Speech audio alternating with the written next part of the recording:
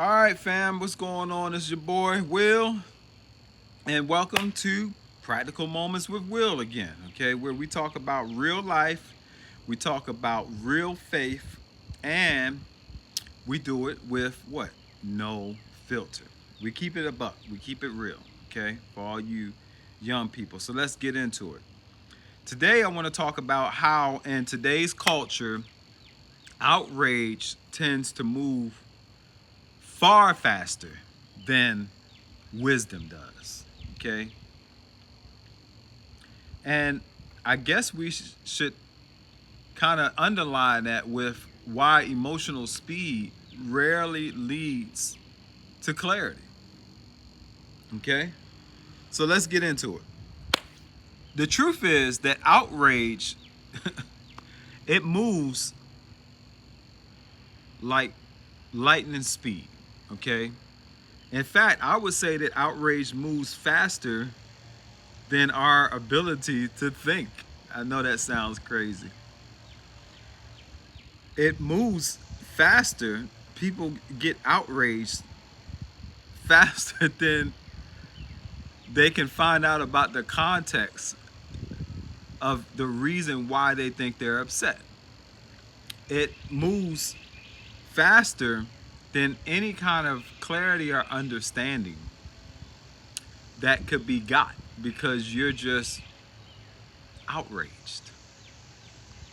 And and my opinion, I don't think that that's an accident because when you really think about it, outrage doesn't require deep depth.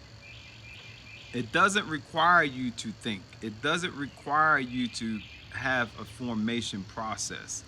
It really just requires you to get into your emotions. Come on, y'all know I'm gonna keep it real. And the truth is, the faster something makes you feel, the more likely you are to share it, right?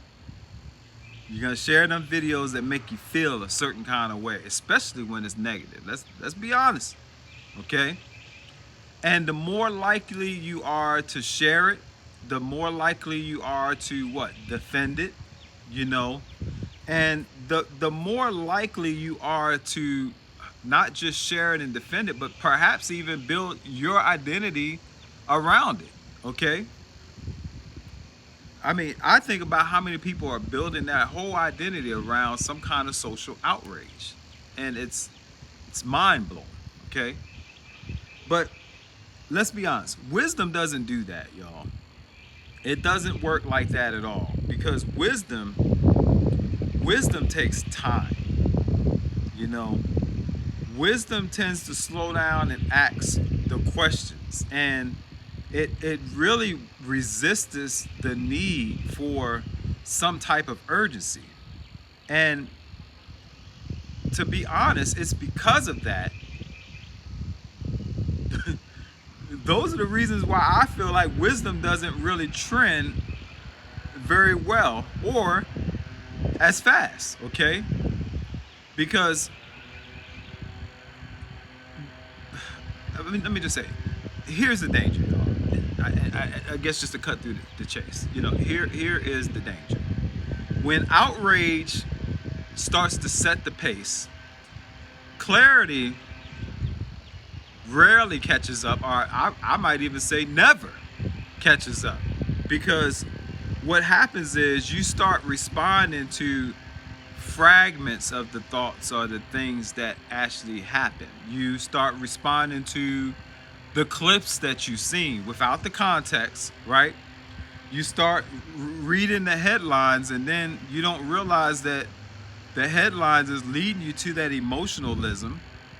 And let's be honest, over time, your inner life starts to become very reactive. You're informed, or at least you think that you are, but you're not truly formed. You know, you're informed, but you're not formed inside of here, okay?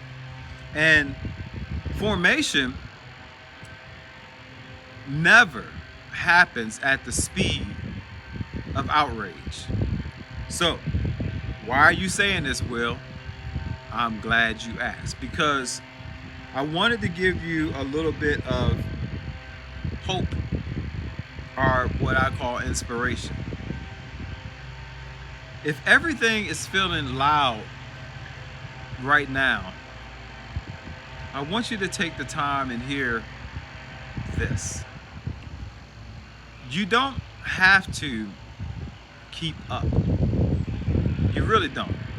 You don't have to keep up with the emotional speed of the world. Because slowing down isn't apathy. When you really think about it, slowing down it's maturity. I mean, it really is. Because wisdom doesn't need urgency to survive, my friends.